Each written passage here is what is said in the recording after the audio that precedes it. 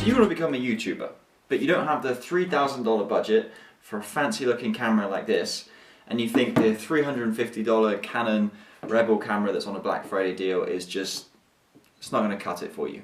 So in this video, we're going to break down some common mistakes, and we're going to show you how to take this $350 Black Friday steal and turn it into a cinematic beast for YouTube. Now I use the term beast very lightly there, but you can turn it into a cinematic camera for YouTube. And all we're doing is just adjusting a few things like the audio, because that was making my ears bleed. And get the most out of your camera by switching to a higher resolution, set your white balance, and your ISO. Camera positioning to look professional, background, just to improve the aesthetic, a little bit of foreground. And now your lighting. Let's start with a key light, fill light. Now just with those few steps, you're gonna go from looking like this, all the way up to looking like this. So if this type of video and creativity and filmmaking is something that you're into, follow this little guide down to the corner and consider subscribing. The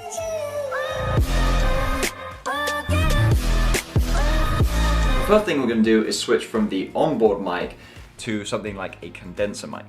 Now this one up here, conveniently out of view, is a condenser mic. This is going to give you that deeper, richer sound, that like podcasty kind of sound to your video, or to your audio rather. You could also switch to something like a lav mic, so a little lapel mic that sticks on your shirt just here.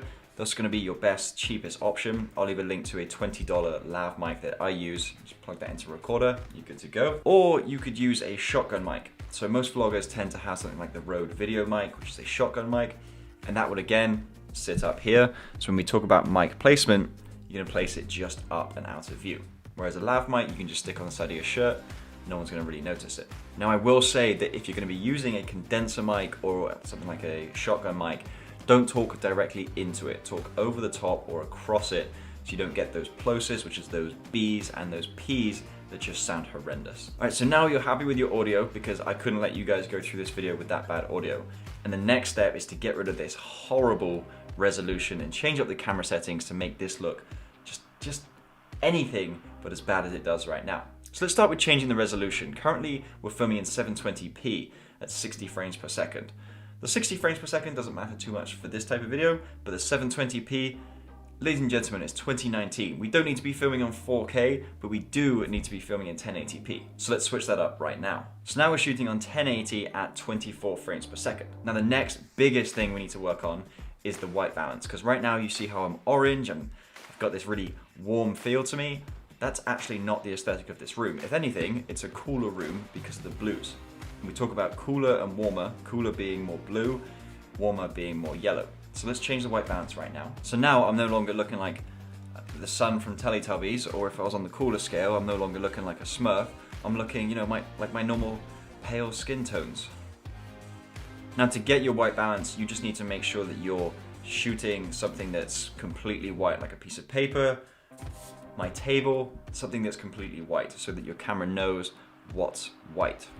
It doesn't know that on its own, you have to tell it. So your ISO is the next thing we're gonna fix, and essentially it's how much artificial light your camera inputs onto the shot. So depending on how much light is in your scene, depends on how much light, additional light, you need to tell your camera to add.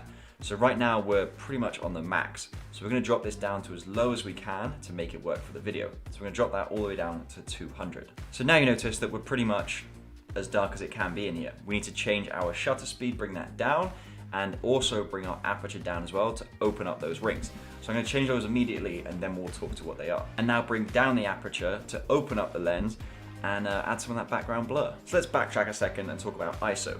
So ISO, the more artificial light you add, so the higher the number you make it on the camera, the more grain it's also going to add, because it's essentially the processor in the camera trying to add more light. So be careful when you're trying to crank it up, be careful it will introduce more grain to your shot. So try and keep that as low as possible and bring in as much actual real light as you can to the shot. And for shutter speed, the general rule is that your shutter speed should be double your frame rate. So if you're shooting at 24 frames per second, your shutter speed should be at 50, or 48, but you can't, so you hit it at 50. And then if you're shooting at 120 frames per second, your shutter speed should be around 240. Which is actually going to be 250 in camera. Now moving on to aperture. Essentially what you're doing here is opening up how much light is allowed into the lens. Now the lower the number, so if you're shooting at a 3.5 aperture, which this lens is right now, It's going to mean that there's more light coming into the lens, but it also means there's a shorter depth of field, which means there's a shorter amount of distance from the lens that's going to be in focus. So be careful here. When you drop to a low aperture to add in more light, you're going to create a smaller depth of field, which means less of your shot's going to be in focus. So just something to be wary of. But it does give you a nice blurry background, as whereas before everything was in focus back here, now everything's a little bit more blurred out. Now if we could drop down even lower than 3.5, something like 2.8 or 2, this background would be super blurry. So now you've got your camera looking sharp, all those settings are good. Let's start to play around with the camera positioning before we get onto the lighting to really bring more out of your shot. So now how you hold your camera defines how your audience sees you. So right now we're about eye level. What I want to be doing is bringing the camera down a little bit and tilting up. It's a little bit of a psychology type thing, but if we bring it down, add it up, this is what it looks like. Now let's move on to the background, some things that need to be done back here. Like see how we've got some leading lines back here. We've got some level of symmetry between this pinning us in and this pinning us in just here. But we don't want these cables and we don't want the random water bottle up there. We want to change that up with something else that invokes more of a feeling and is more applicable to the video. So we're going to get some plant pots up there and get rid of this cable and other stuff that's up here and switch it with some camera type of gear. Now if you fancy it, let's add a little bit of foreground. Since I'm at a desk, why not? So we're going to bring the laptop in a little bit. We're going to bring a camera onto the table. You know, adds a bit of depth to the shot so that as a viewer you can see that you have something in front of the main subject and then also something behind the main subject. Now the final thing is to add more depth to and drama to this stuff, and then also to me as the main subject because I am lit horribly. Now right now we have a main light pointing directly at us. It's got no softbox, it's just an LED light pointing at us.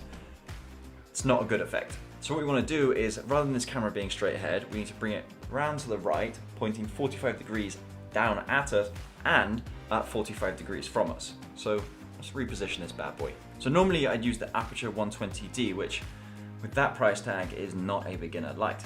So we've got something like this, which is a $60 softbox from Amazon. And what's cool is not only do you just get one of them, you get a second one too. So let's use that as a fill light for a little bit of light on the side of me here and to fill up some light on the backdrop. So the whole goal of this light is to add a less of a dramatic effect to me as the subject. I mean, this isn't a James Bond scene right here. We don't need too much drama, but it fills in a little bit of light down here that this light fails to do. Whereas this light gives us the nice little drop shadow off the face here and it's more of an appealing look. This helps to make it less dramatic. And also, background lights up a bit more, doesn't it? Now for a final step, this all looks pretty good and everything, but we want to add a bit more color back here. We want to bring out these few things behind. So we can do that by adding a little bit of light. And this little gem is hidden behind me. So this is an RGB light for a digital photo. Now essentially it has so many different settings. It's a portable light. You can change the color and the intensity.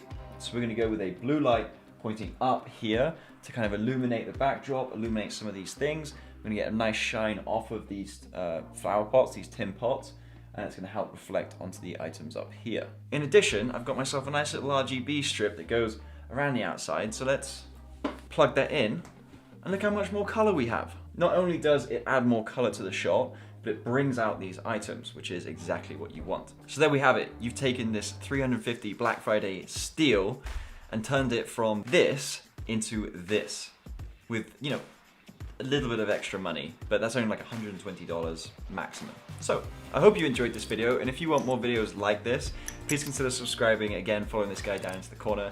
Otherwise, thank you very much for watching. Please like, comment, share, subscribe, do what you gotta do, and I'll see you guys in the next one.